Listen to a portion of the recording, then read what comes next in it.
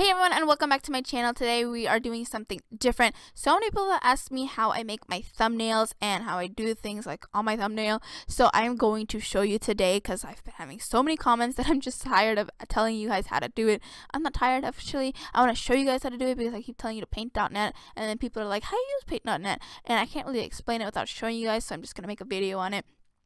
For my renders, I can't really show you that because I can't use my application on my computer because it's broken, but it is for only Windows. It's not for Mac, so I'm sorry for the Mac users, but I will have a link in the description below. It's straightforward to download it. It just has an installer and you just download it. And then how to use it, you can just go on YouTube and it really shows you how to use it. It's not that difficult at all. So I'm just going to show you guys how I do my paint.net stuff. So you just want to download paint.net. I'll have it in the description below as well. And so you start off like this, but you want to change your width and height to 280 by 720 because that's the thumbnail size. But if you guys also want a picture, you can also do that by opening a picture over here. I have tons of backgrounds and you can just open up a picture. Let's just use this one from my SMP. So we have this picture, and now what I do is I go add a layer over here, and then I add a word. You're gonna add a layer to every picture that you're gonna put in. So each picture comes from the layer place. So there you go. And then if you guys, you want to enter actually before that, and then you want to go back to your layers to add your person if you guys want to put a person on there. So let's just put like the holding hip one that I have. I do have the little thing down there, but you can erase it. This is gonna look pretty bad right now, but we're gonna go with that. And then you want to go to the eraser tool and just erase this bottom part over here. And then we have our character.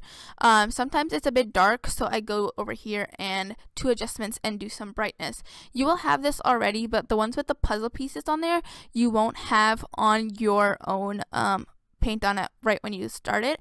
So you actually want to download some plugins, which I will talk to you guys in a bit. But I am going to brighten up my character for a second because it's a bit too dark. So there we go. And then, okay, so here is where you want to download the plugins the most. Okay, so I use Drop Shadow for like the background thing, like, you know, those borders that are on like almost everyone's thumbnails. I use Drop Shadow.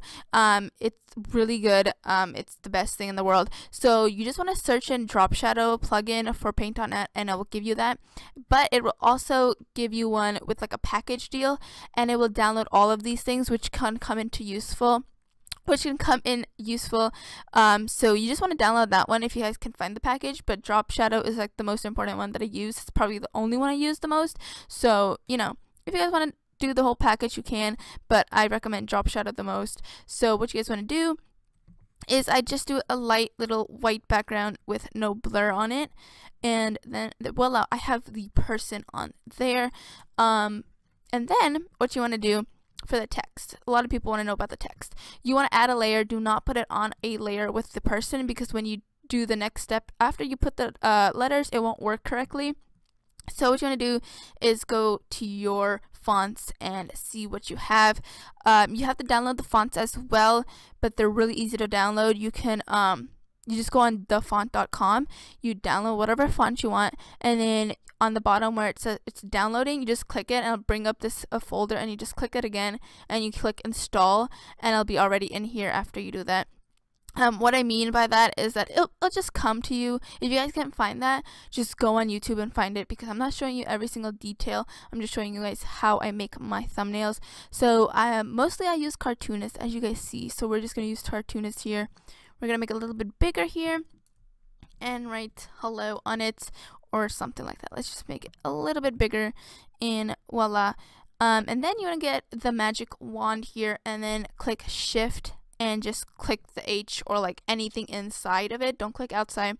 And then it will select the whole word.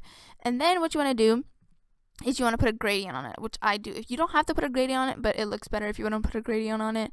So I have my custom orange one down here. You can put your own, you can do whatever you want, but that's the one I use mostly.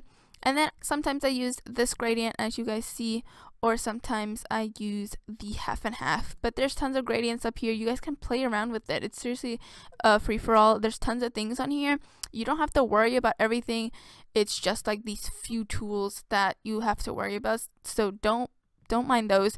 And then what you want to do is go to the drop shadow again, and how I make that fat looking thing is how you widen the radius to all the way, just go to the max, and then you want to go back to object and drop shadow, go to white, and then go back to the normal size, and it will bring you this, and you are finished with your text. Basically, you can make it slanted or whatever. Just go back to this thing, make it slanted, not slanted, slant it, and then boom, here you go. You can just change the size of it. You can just do whatever you want. And then if you guys want that bulgy thing that I do, just go to distort. Bulge is already downloaded on yours. It doesn't have a puzzle piece, so it's not a plugin, so it's okay if you just want to download the drop shadow. So just go to the bulge, and then you can just play around with it. To be honest, I don't have a specific way I do it. I just play around with everything, and it just comes to the whole thing together. You know, you just want to play around with it. So it's something like that. You know, it doesn't look really good, but that's basically how I make my thumbnails. It's really simple and easy. And if you guys want to change the size of your picture or like anything that you want to add to it and it's too big, just go to picmonkey.com.